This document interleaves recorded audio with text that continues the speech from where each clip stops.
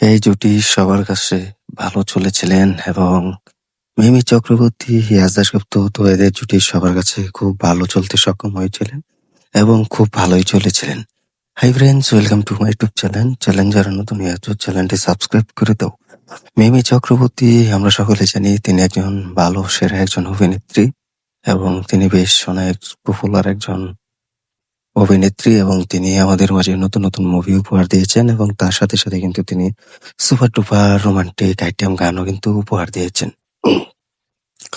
তো মিমি চক্রবর্তী তিনি রাজেশ গুপ্তর সাথে টোটাল দাদাগিরি এবং মন জানে না এবং গ্যাংস্টার মুভি দিয়ে কিন্তু ফাড়ি দিয়েছিলেন এবং বাংলা ইন্ডাস্ট্রিতে কিন্তু সেরা মুভি উপহার দিয়েছিলেন। তো এদের জুটি কিন্তু সবাই দেখেছে এবং সবাই কিন্তু এদেরকে ভালো লেগেছে এবং সবাই কিন্তু খুব ভালোভাবে কিন্তু এই জুটি দেখেছেন এবং সবার কাছে কিন্তু এই জুটি খুব ভালোভাবে চলেছিলেন। তো ইয়াস দাশগুপ্ত এবং মিমি চক্রবর্তী এদের মুভি কিন্তু একটা সময় কিন্তু পুরো এই জুটি দেখিয়ে দিয়েছিলেন এবং এই জুটি কিন্তু ভালো একটা রেটিং কিন্তু বেরিয়েছিলেন এবং রেটিং কাঁপিয়েছিলেন। তো মিমি চক্রবর্তী এবং ইয়াস দাশগুপ্ত তো এদের মুভি হচ্ছে নতুন মুভি, সেটা গ্যাংস্টার মুভি দিয়ে কিন্তু তারা বাংলা ইন্ডাস্ট্রিতে পা দিয়েছিলেন এবং বাংলা ইন্ডাস্ট্রিতে নতুন সূচনা তৈরি করেছিলেন মিমি চক্রবর্তী এবং ইয়াস দাশগুপ্ত। তো আমরা কিন্তু সকলেই জানি তো ভালো একটা পারফরমেন্স করেছে। তো সবাই কিন্তু মিমি চক্রবর্তী এবং ইয়াস দাশগুপ্তকে কিন্তু সেই গ্যাংস্টার মুভি দিয়ে কিন্তু দেখিয়ে দিয়েছিলেন এবং কিভাবে এই জুটি পারফরমেন্স করেছিলেন এবং এই জুটি কিভাবে সেরাটা রোমাঞ্চকর হিসেবে মুভি উপহার দিয়েছিলেন। তো এদের জুটি সেরা হয়েছিলেন এবং সবাই দেখেছিলেন। তো গ্যাংস্টার মুভির সব থেকে বেশি জনপ্রিয়তা অর্জন করেছিলেন এই গ্যাংস্টার মুভি রোমান্টিক গান এবং স্যাড গান।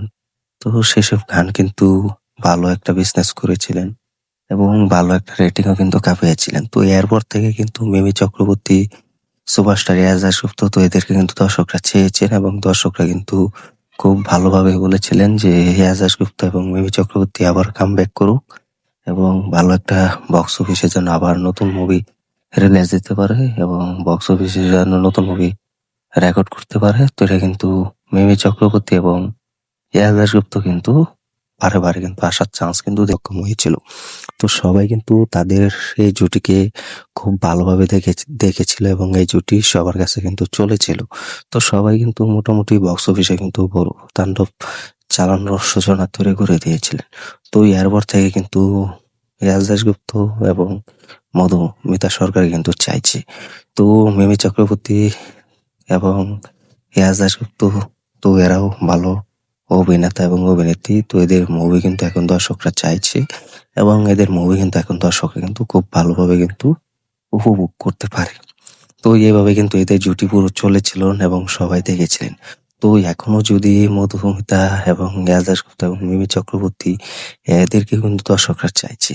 তো এখন মিমি চক্রবর্তী, ইয়াস দাশগুপ্ত তো এরা যদি এখন আসে তাহলে ভালো একটা মুভি কিন্তু কামব্যাক করাতে পারবেন এবং ভালো একটা মুভি কিন্তু রিলিজ দিতে পারবেন এবং দর্শকরাও কিন্তু হলে গিয়ে সেই মুভিটা দেখবেন।